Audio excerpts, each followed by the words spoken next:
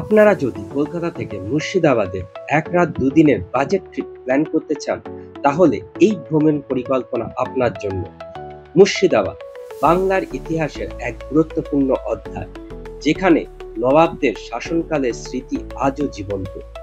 এই ট্রিপে আপনি দেখতে পাবেন কাশিমবাজার রাজবাড়ি, কাটরা মসজিদ, জাহানপোশা কামান এবং মতিঝিল পার্ক। আপনার যাত্রা শুরু হবে কলকাতা থেকে ট্রেনে। মুর্শিদাবাদ পৌঁছে হোটেলে চেক ইন করুন এবং প্রথম দিনটি স্থানীয় দর্শনীয় স্থানগুলি ঘুরে দেখুন। দ্বিতীয় দিন সকালে আরও কিছু ঐতিহাসিক স্থান পরিদর্শন করুন এবং বিকালে কলকাতার উদ্দেশ্যে ফিরে আসুন। এই ট্রিপটি আপনার বাজেটের মধ্যেই থাকবে এবং আপনাকে বাংলার ঐতিহাসিক ঐতিহ্যের সাথে পরিচিত করবে। আপনি কি এই পরিকল্পনা নিয়ে আগ্রহী? নমস্কার, good morning, welcome to destination scanner শুভজিতের সাথে। আজকে আমরা আবার চলে এসেছি একটা নতুন জায়গায়, নতুন ডেস্টিনেশন, আমাদের পশ্চিম বাংলার একটা ঐতিহাসিক জায়গা যার নাম মুর্শিদাবাদ। তো আমরা এখন দাঁড়িয়ে রয়েছি হাজারদুয়ারি এক্সপ্রেস, ঘড়ির কাঁটায় ৬:৪০ বাজে। এই ট্রেনটা ছাড়বে ৬:৫০-এ। আমরা চেয়ার কার নিয়েছি, যার তৎকালের টিকিটের ভাড়া পড়লো ৬০০ টাকা, আর জিএসটি নিয়ে ৬২৩ টাকা। আর আপনারা যদি আগের থেকে কাটেন তাহলে তার ভাড়া পড়বে ৩০০ টাকা করে। তো ৩০০ টাকা হচ্ছে নর্মাল টিকিট, আর হচ্ছে যদি আপনারা আগের থেকে কাটেন আর নয়তো ৫০০ টাকা করে পড়বে, আর ৩০ টাকা হচ্ছে আপনার জিএসটি নিয়ে ৫২৩ টাকা করে পড়বে। তো আমরা এখন দাঁড়িয়ে রয়েছি কলকাতা স্টেশন, যেটা চিতপুর, সেখানে প্ল্যাটফর্ম নাম্বার 4। আর এখান থেকেই সাধারণত ছাড়ে হাজারদুয়ারি এক্সপ্রেস। আর ট্রেনটা একদম টাইমে রয়েছে, যার হচ্ছে এখন সময় ৬:৫০-এ ছাড়বে। তো আমরা এখন ভেতরে ঢুকবো, তো আসুন।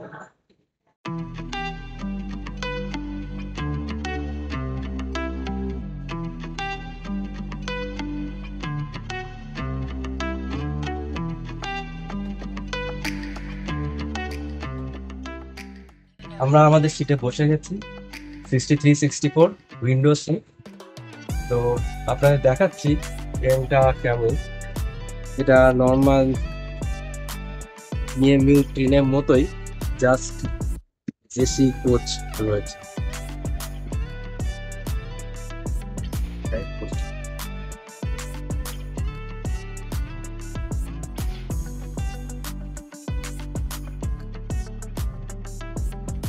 তো আপনারা সাথে থাকুন।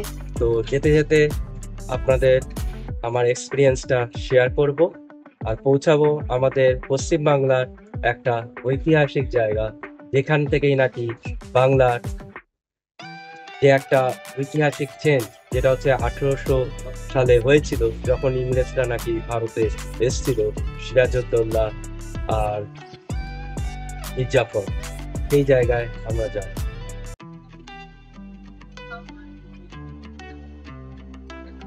ট্রেন কিন্তু ছেড়ে দিয়েছে ঠিক সকাল 6:50-এ। এখান থেকে টাইম লাগবে মুর্শিদাবাদ পৌঁছাতে 3.5 ঘন্টা। তো আমরা যেহেতু বহরমপুর যাচ্ছি, তো বহরমপুরে পৌঁছাতে টাইম লাগবে 3 ঘন্টা বা 20 মিনিট। তো আমাদের ট্রেন গিয়ে পৌঁছাবে সকাল 10:05-এ। আর আমরা কালকে আবার ফিরবো এই হাজারদুয়ারি এক্সপ্রেসেই 5:20 ট্রেনে মুর্শিদাবাদ থেকে। তো টিকিটটা কিন্তু রিটার্ন টিকিটটা করা হয়, কারণ আমি দেখলাম কোনো টিকিট অ্যাভেলেবেল নেই, সব ওয়েটিংয়ে রয়েছে। তো আজকেই সকাল 10টার সময় যখন তৎকাল খুলবে তখন টিকিটটা করে নিতে হবে কালকে ফেরার। নয়তো কিন্তু একটু চাপ হবে ফেরাটা, নয়তো লোকাল ট্রেন অনেকই আছে,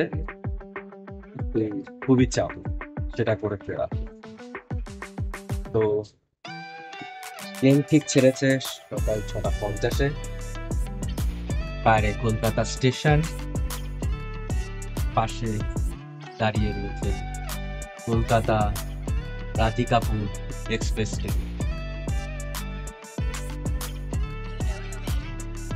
পরীক্ষা এখন সকাল 9:15। এখন উঠছি 85-তে। আর দেখতে পাচ্ছেন ট্রেনে সব হকাররা উঠে গেছে, সবাই ব্রেকফাস্ট করছে। বিভিন্ন টাইপের খাবার খেতে খেতে কিন্তু এতে বেশ ভালোই সময়টা কাটছে কিন্তু। আর ট্রেনের সময় যাত্রা লাগে 3 ঘন্টা 20 মিনিট, যেটা বললাম।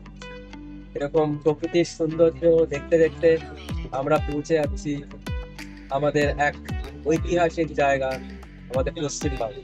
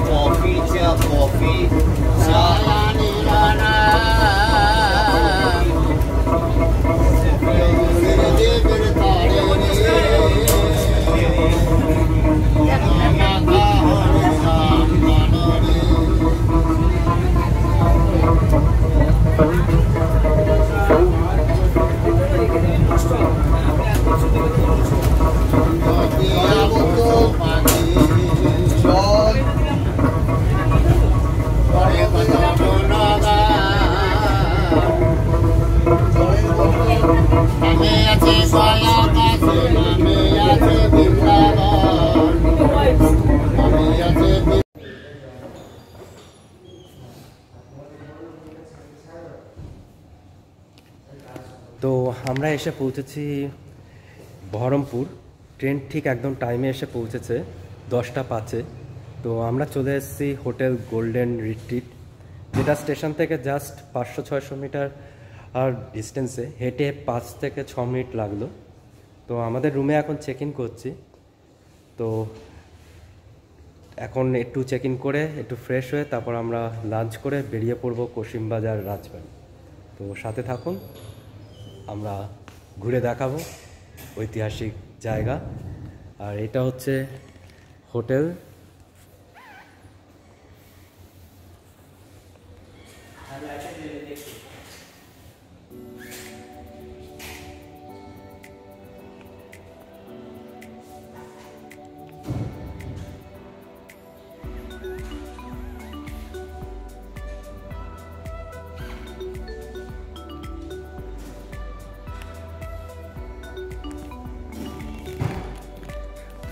আর আরেকটা জিনিস বলে রাখি, এদের নিজস্ব মাল্টি কুশাইন রেস্টুরেন্ট আছে।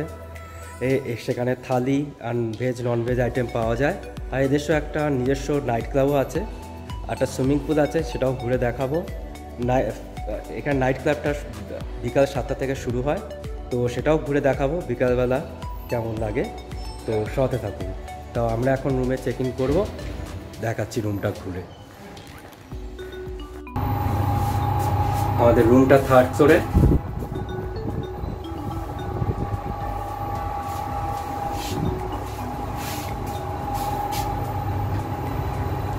রুমটা যথেষ্টই সুন্দর।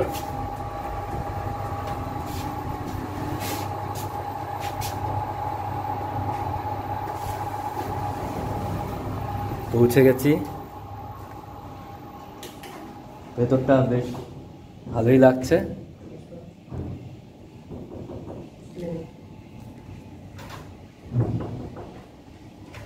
এটা হলো আমাদের রুম, স্ট্যান্ডার্ড রুম। এদের স্ট্যান্ডার্ড রুমে একটা প্রবলেম আছে, রুমটা কিন্তু টুইন বেড। ভেতরটা খুবই সুন্দর। এটা হচ্ছে বাথরুম, শাওয়ারের জায়গাটা সেপারেট। ভেতরটা খুবই সুন্দর।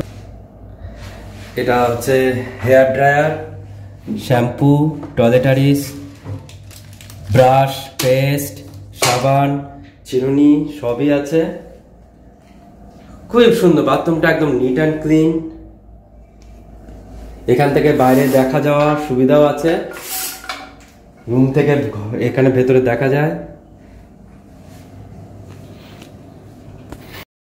তো এখন ঘড়ি কাটায় 12টা বাজে পুরো। আমরা হোটেল থেকে বেরিয়ে এখন যাচ্ছি কসিমবাজার রাজবাড়ি। তো এখান থেকে আমি টোটো রিজার্ভ করে যাচ্ছি। 100 টাকা বললো, কিন্তু সামনে মোড়ের থেকে গেলে আমাকে হোটেল থেকে বলেছিল 30 টাকা করে পার হেডে যাওয়া যাবে। এখান থেকে আমরা চাইলে ট্রেনও ধরতে পারেন, বহরমপুর কোর্ট থেকে কসিমবাজার 10 টাকা টিকিটের ভাড়া। টাইম 12তে একটা ট্রেন আছে, তো সেটা ধরো পশ্চিমবাজার নেমে ওখান থেকে ওয়ার্কাবল ডিস্টেন্স 5-7 মিনিট, সেটা তো যাওয়া যায়। কিন্তু এখন ভাবলাম যে আর দরকার নেই, বেশি হাঁটবো না। তো সেই জন্য এখান থেকে 5 কিলোমিটার মতো দূরত্ব। তো আপনার টোটো রিজার্ভ করে 4 জনে থাকলে আপনার কমই পড়বে। আর নয়তো রিজার্ভ করে গেলে 100 টাকা। মেন রোডেও আসতে পারেন, মেন রোডে থেকে এসে টোটো ধরলে আপনার 30 টাকা করে পার হেড নেয়।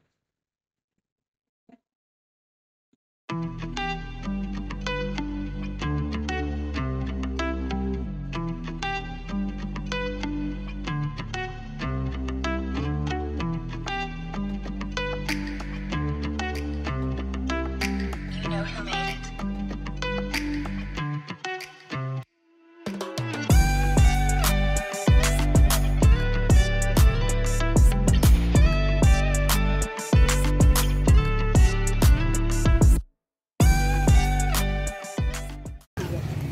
তো এখন ঘড়ি কাটা 12:30 বাজে। আমরা এসে পৌঁছেছি কশিমবাজার রাজবাড়ি, যেটা রায় বাড়িও বলা হয়।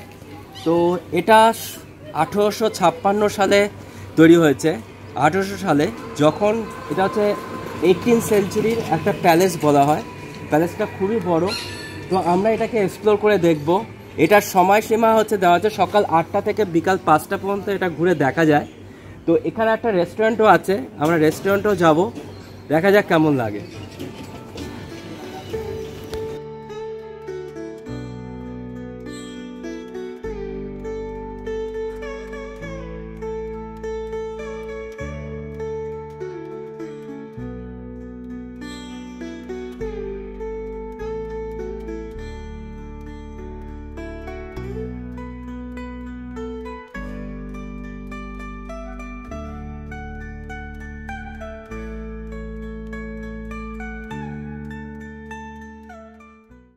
আমরা এখন এসে পৌঁছেছি কশিমবাজারের রাজার প্যালেসের যে রেস্টুরেন্টটা, সেটাতে।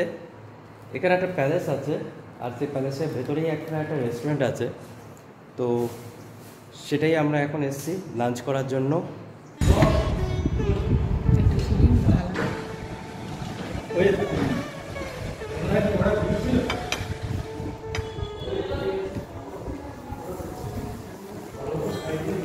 তো এখানে নিয়েছি আমরা একটা চিকেন থালি মিল, যেটার মধ্যে রয়েছে রাইস, 3 পিস চিকেন, ডাল, সবজি, একটা মিষ্টি, পাঁপড় ভাজা, ঝুরঝুরে আলু ভাজা। আর এটার দাম হচ্ছে 600 টাকা। আমি এখানে এক্সপেক্ট করেছিলাম যে আর অন্য কিছু আইটেম থাকে, কিন্তু এদের কাছে সেরকম কিছু নেই। এদের প্রি অর্ডার করলে তবেই এই পাওয়া যায়, আর নয়তো এখানে এমনি নেই। আর দেখা যাক টেস্টটা করে কেমন। দেখে তো ঠিকই লাগছে, খাবারটা করে তারপর বোঝা যাবে কেমন লাগছে। তো প্রথমে ডাল আর আলু ভাজাটা টেস্ট করছি। ডালের মধ্যে অনেক কিছুই আছে, কাজু, কিশমিশ, কলাইশুঁটি, বিনস, টমেটো, গাজর, সব কিছুই আছে। একটা মানে ভেজিটেবলস ডাল, তার সাথে আলু ভাজাটাও রয়েছে, তার মধ্যেই দেওয়া আছে। তো খেয়ে দেখি কেমন।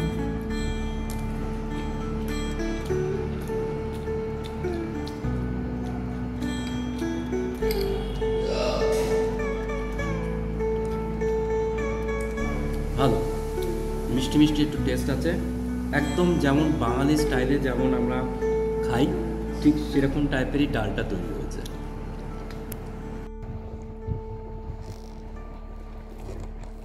তার সাথে চলে এসছে মিষ্টি, দই, চাটনি, পাঁপড়।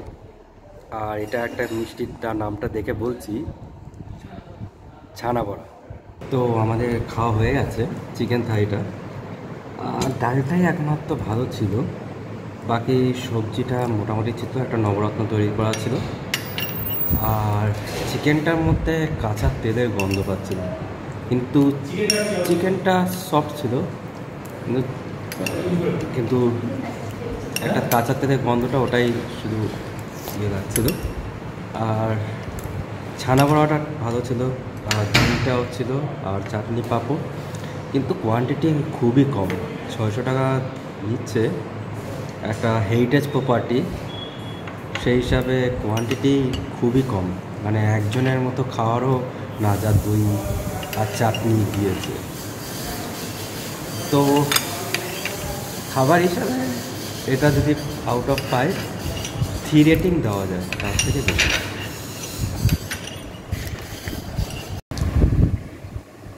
তো আমরা টিকিট নিয়েছি, এন্ট্রি ফি 50 টাকা।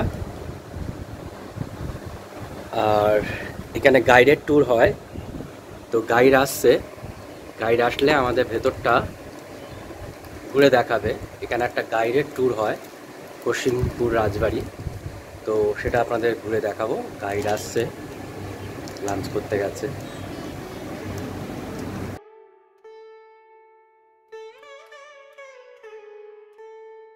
আমরা এখন গাইডেড ট্যুরে যাচ্ছি ভেতরে। তো বলছে নাকি ভেতরে ভিডিও করা যাবে না, জানি না কতটা দেখাতে পারবো। তো চলা যাক ভেতরে, তো সাথে থাকুন।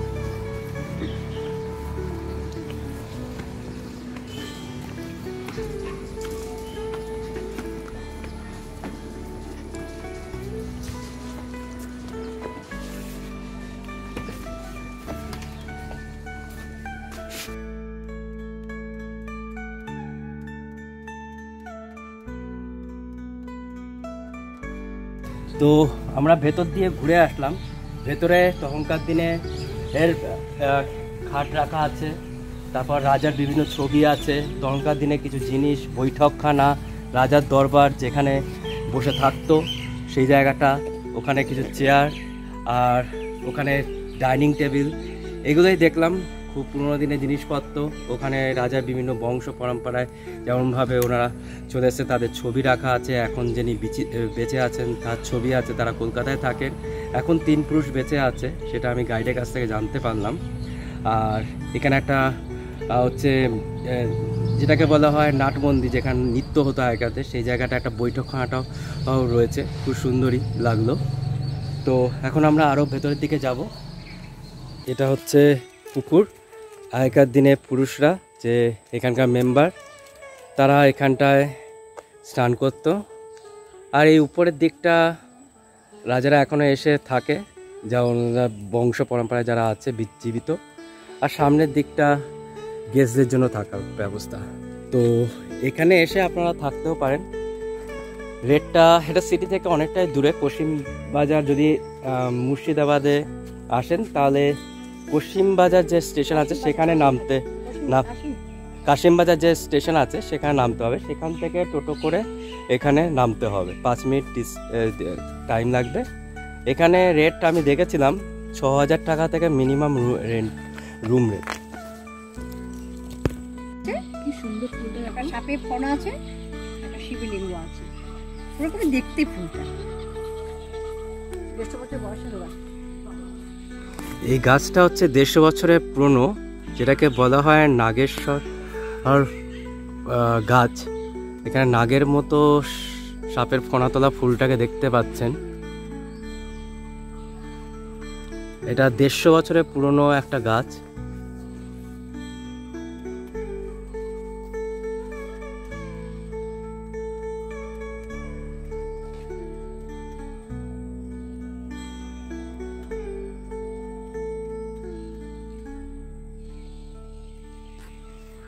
এটা হচ্ছে ঠাকুর দালান কসিমপুর রাজবাড়ির। আর এখানটায় প্রতি বছর দুর্গাপুজো হয়। আর এখানে সেই দুর্গাপুজোর সময় ভোগের প্রসাদ সবাইকে খাওয়ানো হয় রোজ। এখানে একটা ঘটও রাখা আছে পিতলের, পিতল না কাঁসা মনে হয়, এটা কাঁসা, পিতলের।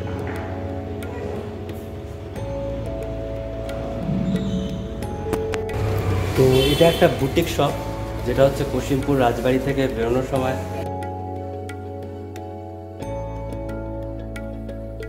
তো এখন ঘড়ির কাঁটায় 2টো বাজে।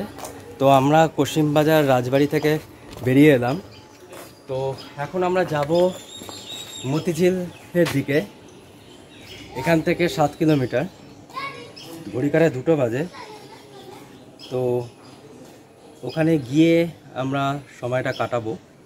তো আমরা এখন এসে পৌঁছেছি জাহান খোসা ক্যানন, যেটা হচ্ছে 400 বছরের পুরনো। 1637 সালে এটা তৈরি হয়। শাহজাহান যখন আমাদের মোগল সাম্রাজ্যের অধিপতি ছিল, সেই সময় উনি বাংলায় যে এখানকার যে তখন সুবেদার ছিল, নাম হচ্ছে ইসলাম খান, সে বাংলার সবথেকে বড় কর্মকার, যার নাম ছিল আপনার এখানে দেখতে পাচ্ছি জনার্দন কর্মকার। জনার্দন কর্মকার তিনি এটা তৈরি করেন। আর এটা হচ্ছে 8টা মেটাল দিয়ে তৈরি হয়েছে। আর এটার ওজন প্রায় 212 মণ, মানে বিশাল, বুঝতে পারছেন কতটা। আর এটা হচ্ছে 6 ইঞ্চি প্রায়, এক একটা যে রাউন্ড দেখছেন এক একটা 6 ইঞ্চি প্রায় চওড়া। আর এটা 17 ফুট মানে 5 মিটার পর্যন্ত। তো এটার উপরে যাব আমরা, দেখবো। আর এটা হচ্ছে তখন বাংলায় যে হচ্ছে শাসন করতো, সেটা তখন যাতে হচ্ছে এটা হচ্ছে দূরের রেঞ্জে গোলাবারি করার জন্য এটা হচ্ছে ইউজ করা হতো। কারণ এই লম্বাটা করা হয়েছে এই জন্য যাতে হচ্ছে অনেক দূর পর্যন্ত এটা করা হয়। তো এটা শুধু ক্যাননের যে মুখটা সেটাই রয়েছে, নিচে কিন্তু এটা কিছুই নেই যেটা থাকে সাধারণত। আর এটা লক করে দেওয়া হয়েছে। এই জায়গাটা আগে খুলে যেত। আর এখানটায় দেখতে পাচ্ছেন এখানটা ওই সলতে দেওয়া হতো, এই সলতে দিয়ে এখানে জ্বালানো হতো। আর এখান থেকে এটাকে খুলে এটাকে লোড করা হতো, লোড করে তারপর ফায়ার করা হতো। এবার এখন 3টে বেজে গেছে। তো এখন আমরা যাচ্ছি কাটরা মসজিদ, যেটা খুবই ফেমাস একটা মুর্শিদাবাদের দর্শনীয় স্থান, টুরিস্ট স্পট বা হিস্টোরিক্যাল প্লেস বলতে পারেন। তো ওখান থেকে গিয়ে তারপর ফতেহ মসজিদ যাব। ফতেহ মসজিদ থেকে তারপর আমরা মতিঝিল পার্কে যাবো, বিকালটা কাটবো। ওখানে নাকি একটা খুব লাইট অ্যান্ড সাউন্ড হয়, যেটা বিকালবেলা খুবই নাকি ভালো লাগে দেখতে। তারপর ওখান থেকে আমরা 6টা সাড়ে 6টার দিকে, প্ল্যানটা এরকমই, 6টা সাড়ে 6টার দিকে বেরিয়ে গিয়ে আমরা বহরমপুরের দিকে ফিরে যাবো। আবার কালকে আবার আমরা আসবো এখানে, বাকি যে হাজারদুয়ারি, লালগোলা, এইগুলো সব দেখবো কালকে। আরো অনেক কিছু আছে এখানটায়, সেগুলো হচ্ছে প্ল্যান করে আমরা কালকে ঘুরবো। কালকে 12টার থেকে আসা প্ল্যান আছে। 12টা থেকে 5টা 20-তে আবার আমরা ট্রেনে করে, যেটা আমাদের হাজারদুয়ারি এক্সপ্রেস, 5টা 20 মুর্শিদাবাদ থেকে ধরবো। আমরা পৌঁছে যাবো কলকাতায়। কলকাতায় পৌঁছাবে রাত্রি 9:30। এটা হচ্ছে মুর্শিদ কুলি খাঁ, যাকে আমরা জানি যে একজন বাঙালি হিন্দু ছিল, যিনি যাকে পরে দত্তক নেওয়া হয়, তারপর ওনার নামকরণ হয় মুর্শিদ কুলি খাঁ।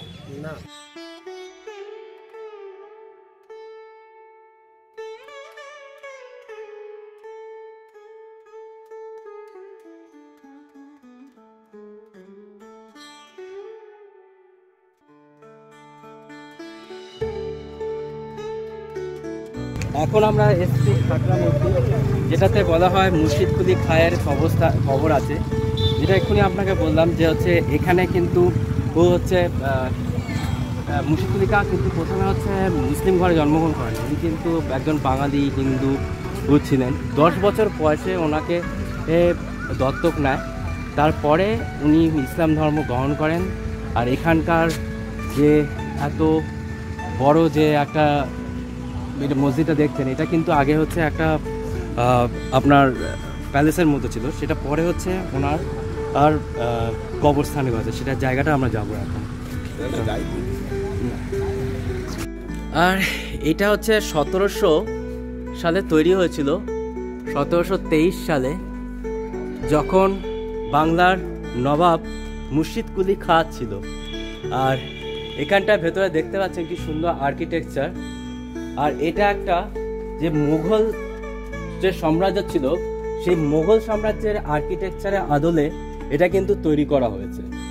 তখন বাংলায় যে মুঘল সাম্রাজ্য হতো, তার যে দায়িত্ব নিয়েছিল সেটা হচ্ছে মুর্শিদ কুলি খাঁ, আমরা সবাই জানি। এবং তিনি এখানটা তৈরি করেছিলেন।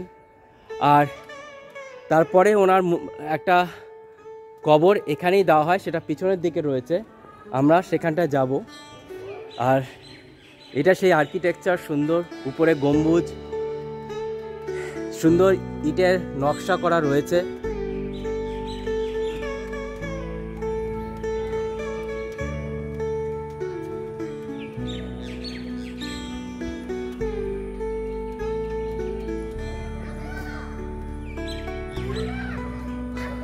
উপরে দেখতে পাচ্ছি উর্দুতে কিছু বা উর্দু বা আরবিকে কিছু লেখা আছে, আরবিক, হ্যাঁ আরবিকেই লেখা আছে।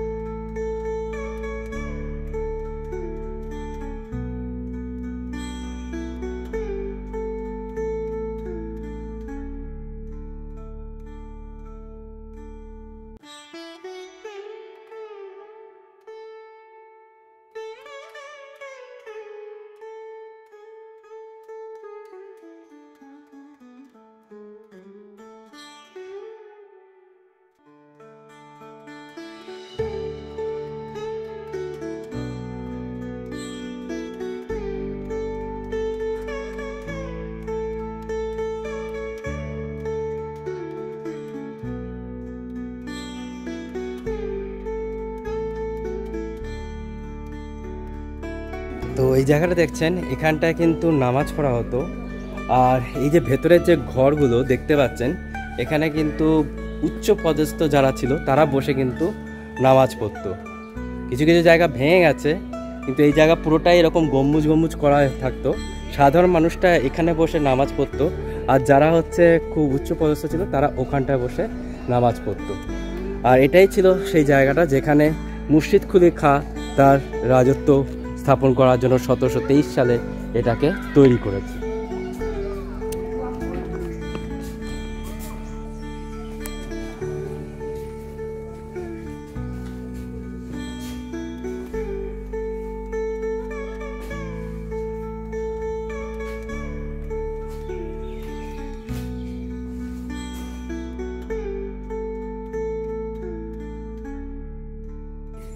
এটা হচ্ছে সেই মুর্শিদ কুলি খাঁ এর কবর, আর এখানটায় ওনাকে কবর দেওয়া হয়েছিল। আর এটাই ছিল তখন বাংলার রাজধানী বলতে পারেন। পুরো বাংলাদেশ এবং পশ্চিমবঙ্গ যেটা এখন, সেখানটা কিন্তু এই মুর্শিদাবাদের থেকে সেটা হচ্ছে পুরো জায়গাটা কন্ট্রোল করা হতো।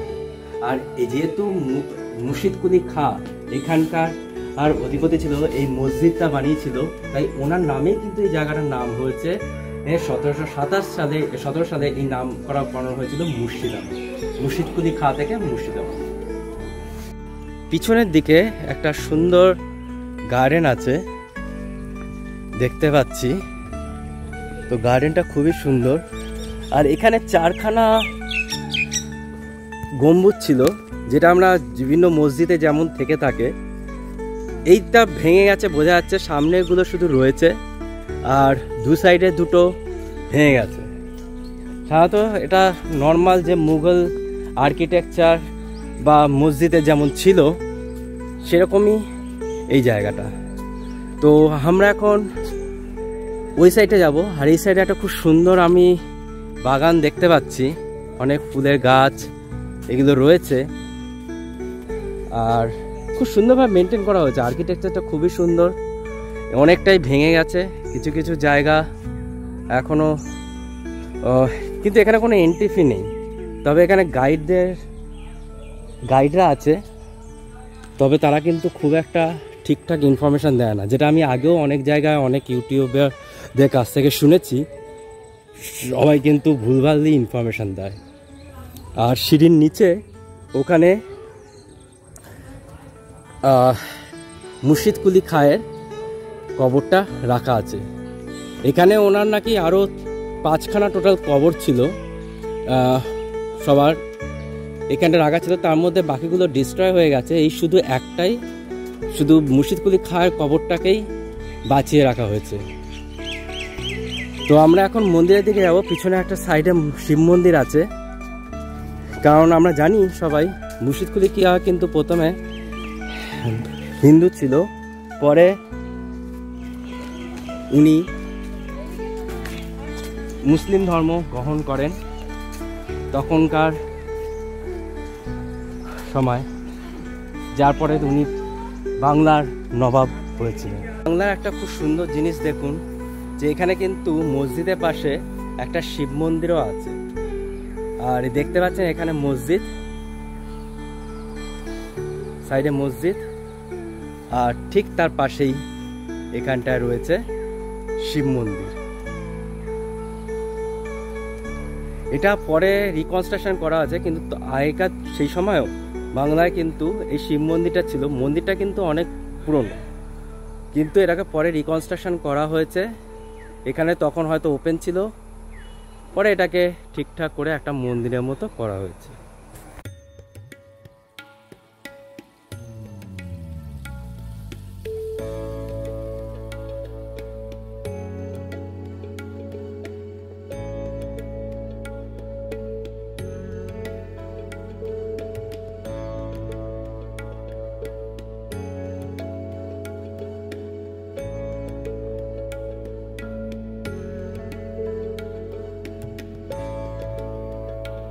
তো আমরা এখন চলে এসেছি ওখান থেকে জাস্ট 5 মিনিট ডিস্টেন্সে ফতহ মসজিদ। ফতহ মসজিদ এখানে অ্যাকচুয়ালি ফুটো আছে দেখছেন সিলিংয়ে, সেটা থেকে ফতহ মসজিদ। এটা তখন 1940 সালে যে বাংলার নবাব ছিল, উনি এই মসজিদটা তৈরি করেছিলেন।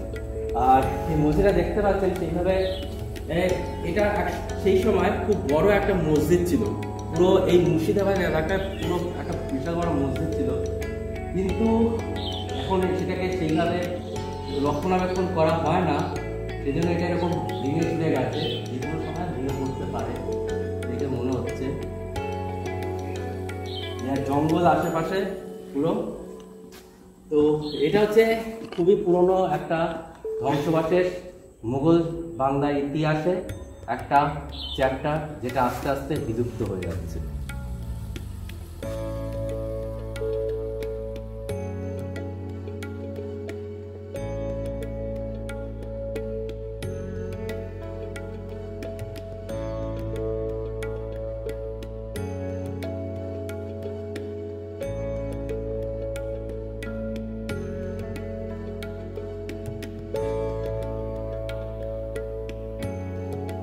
তো এখন এসে গেছি মতিঝিল, ঘড়ি কাটায় 4টে বাজে। তো এর আশেপাশে দেখছেন অনেক রেস্টুরেন্ট, ছোট ছোট দোকান, খেলনার দোকান, ছোট ছোট সুভেনিয়ারের দোকান, এগুলো সব এখানে রয়েছে।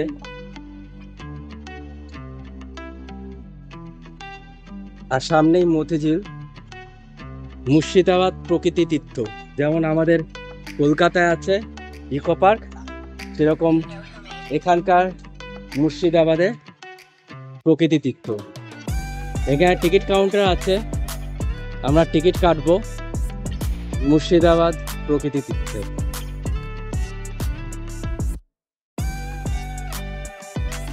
তো টিকিট কেটে নিয়েছি, প্রবেশ মূল্য 30 টাকা করে।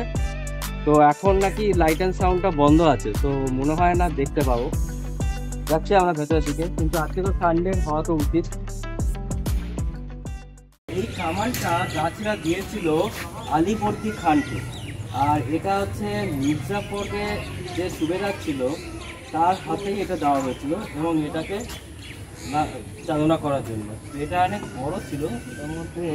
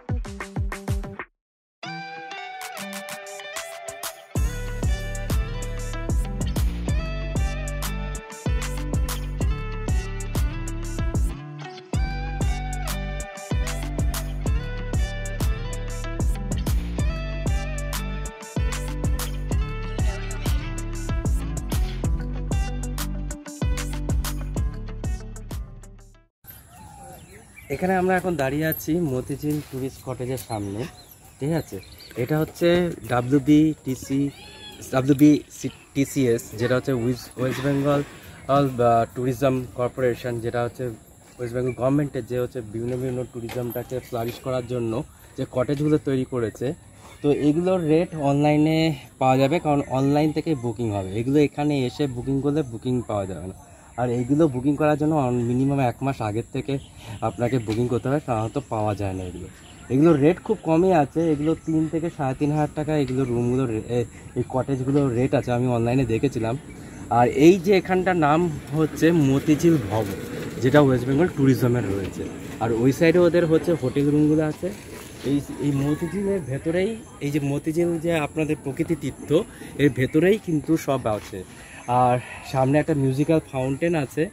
এখানে পাম টিয়ের একটা রাস্তা দেখতে পাচ্ছেন, এই যে পাম টিয়ের একটা রাস্তা, খুব সুন্দর একটা স্টেপ। আর এখানটায় হচ্ছে ওই মিউজিক্যাল ফাউন্টেনটা হয়, যেটা এখন বন্ধ আছে টেকনিক্যাল ফল্টের জন্য। তো আপনার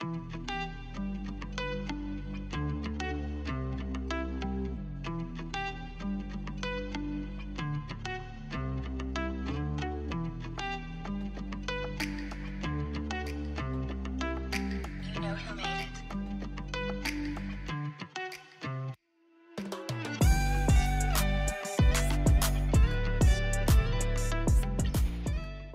it.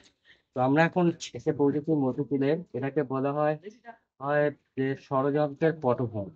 তো এখানে দেখতে পাচ্ছেন মাঝখানে বসে রয়েছে ঘসেদা বেগম, তার পাশে আহ, আহ, আপনার লর্ড ক্লাইভ, আর পাশে রয়েছে আপনার মির্জাফর, যারা হচ্ছে নবাব সিরাজউদ্দৌলাকে ক্ষমতাচ্যুত করার জন্য একটা 5 জনে মিলে যে প্লট করেছিল। সবাই নিজের নিজের একটা স্বার্থ ছিল। আর এখানে জগৎ সেটও ছিল যেখানে এই প্লটের মধ্যে। তো সেটাই এখানে একটা সুন্দরভাবে তুলে ধরার চেষ্টা করা হয়েছে। আর এখানে ওই পলাশির যে যুদ্ধ হয়েছিল তার একটা সুন্দর একটা প্রতিচ্ছবি একটা ওখানে তুলে ধরার চেষ্টা করা হয়েছে। সামনে এখানে দেখতে পাচ্ছি সিরাজউদ্দৌলা, তার সাথে সবাই রয়েছে। আর এখানে এই প্লটিং, তো আমরা এখন এই মতিঝিল থেকে বেরিয়ে যাচ্ছি। তো এখান থেকে বহরমপুর প্রায় 13 কিলোমিটার। তো ভাবছি এখান থেকে মুর্শিদাবাদে চলে গিয়ে সেখান থেকে ট্রেন ধরে 5টা 20 বা 21-এর যে ট্রেনটা আছে, যেটা হচ্ছে ওই কলকাতা পর্যন্ত যায়, সেটা ধরে আমরা হচ্ছে বহরমপুর নেমে যেতে পারি। দেখা যাক কিভাবে যাওয়া যায়।